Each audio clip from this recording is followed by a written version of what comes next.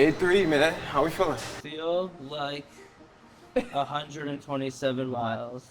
127. But like the muscles have, like they're not gonna hurt anymore. Like I mean they hurt, but like they're not gonna hurt You numb to it. more. They're just gonna hurt like this from now on. You gotta stay in that pain cave. Yep. Ah, man. Day 3, you finally decided to come run with me. The security guys ran a marathon with me last night. So I think you have a marathon. You've got to run 2 marathons today. You've only been running for, what, 2 years? 2 years and you've already run a marathon. Yeah. What's up with that? Most people don't do that. So my first year, I started out with my first race being a half. I did my first half marathon last year while I was practicing Ramadan. I fasted my first half marathon. I went into the mindset of wanting to run a marathon in general. So it was not like a big surprise of me wanting to run a marathon one day. My cousin ran the New York City Marathon 2023, and that's where I met Rob and Shaq. They invited me out to the Bronx Burners. Did you meet them at the marathon? Yeah, I met them literally at the finish line. I met them and they invited me, but it took me time to get out there. Who won? You would have. In the marathon? Yeah. Who's faster? Who's faster? They faster. Oh. They was like, hey, we got a run club. Why don't you come out and join us for some miles? I was like, yeah, I'll see you guys next week. Never showed up.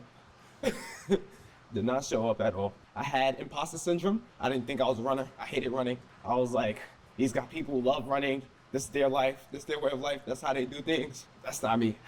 I dread getting up on a Sunday morning when I could be watching Sunday football to go get some miles in. When I had some health concerns from my doctor, Which? I was forced to like, yo, I gotta change my diet. I said, at least if I'm not running every day, let me at least run once a week, get some miles in, see how it feels. And it kind of grew on me, whereas like, as I'm finishing, I'm like, okay, I feel like crap today. I'm gonna run 3 miles today only. And then I do the 3 miles, I ended up doing 8 miles that day. And it's like, it's just like the feeling after the run, the adrenaline, the sense of accomplishment that you get after the run is what really took over me. So it's always that voice in your head that you always want to battle, like, oh, I don't feel like doing it. Nope, you're doing it. So I made it a non-negotiable.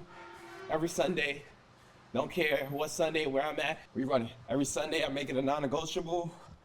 And I guess now, I'm a runner now. When I first made it to the Burners practice, that sense of community, I felt it real quick. I go there, no judgment, people running all different type of paces. Some fast, some slow. Me, I was a slow runner to begin with. I was very slow. Slow running is still running. Slow running is still running, yes. I think I started out running 10-minute miles. Like my pace was 10-minute miles. That's my pace.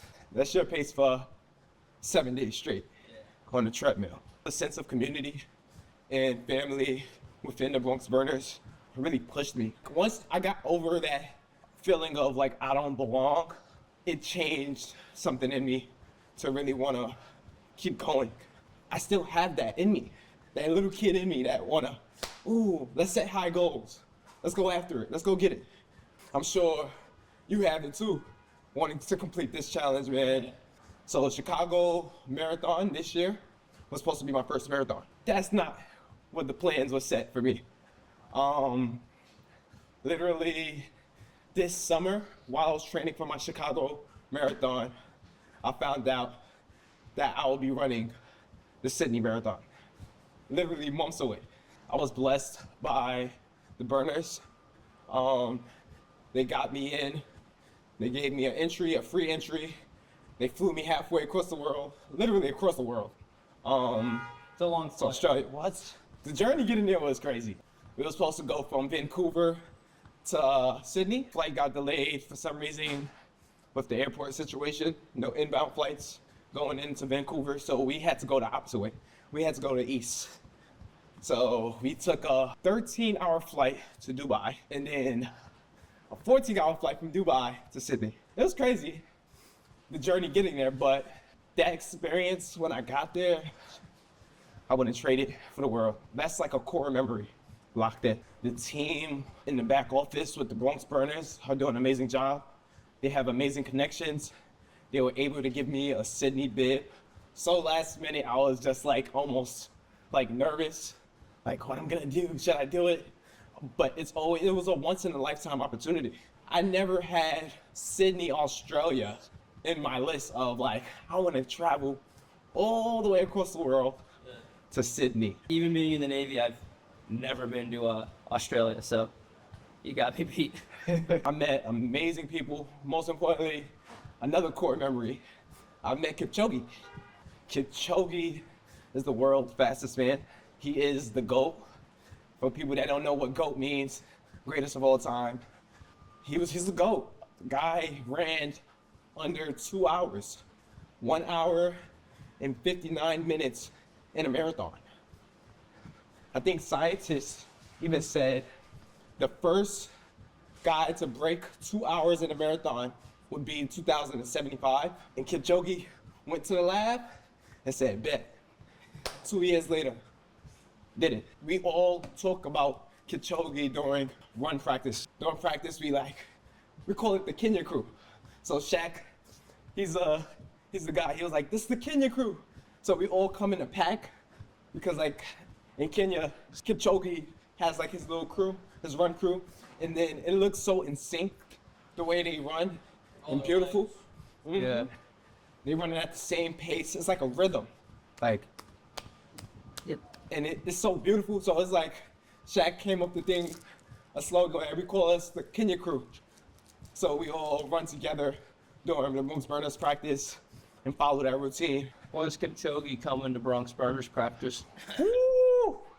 Listen, Rob and Shaq know him. Rob and Shaq know him. I know him too now. I know him too.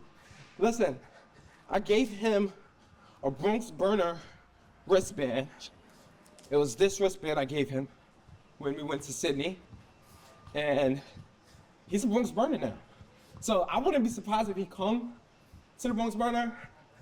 I just want to announce it because the way that feels, I don't think nobody would ever be able to run on the track if they knew Kipchoge was coming to the Bronx. Yeah. So Sydney, of course, my first marathon. That was my best time, of course.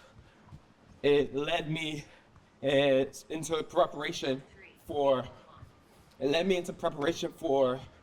Chicago. Chicago, I went out, did what I had to do, got 3 hours and 11 minutes.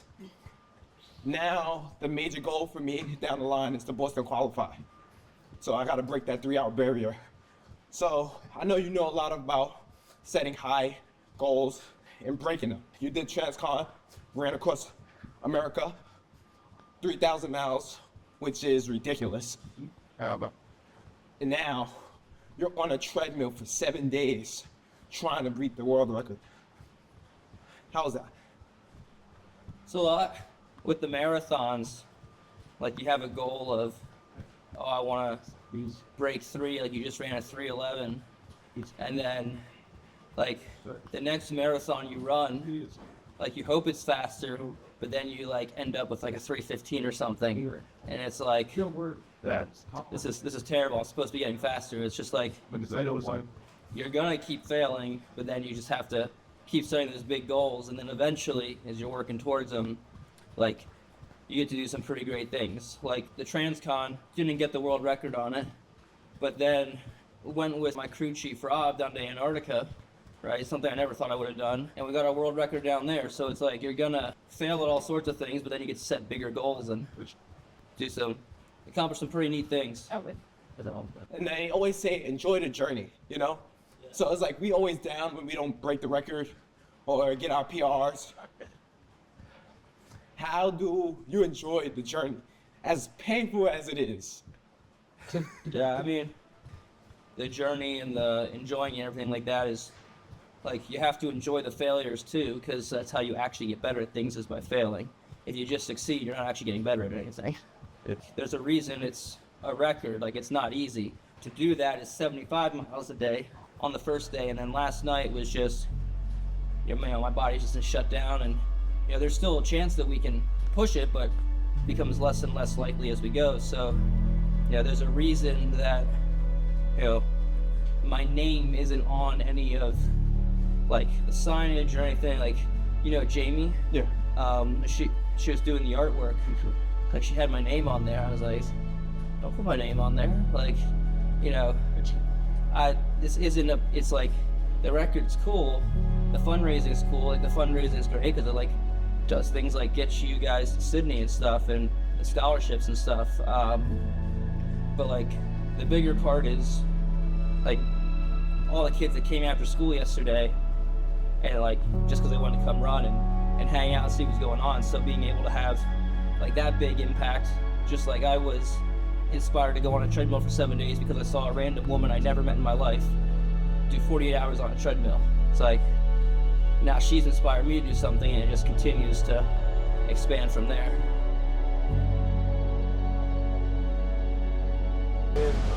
I was so inspired by Paul that I decided to run a marathon last night. And truly what's incredible about both the Bronx Burners and Paul is the extreme and absurd amounts of wherewithal, stoicism, and discipline that it takes to be able to get back on that treadmill no matter how he feels, and just continue to go. And it's all for the cause. I mean, Paul's a very selfless individual. I know exactly what he is here supporting. I couldn't be more happy to be part of it. Let's go, Paul. You got this, man. Let's get her done.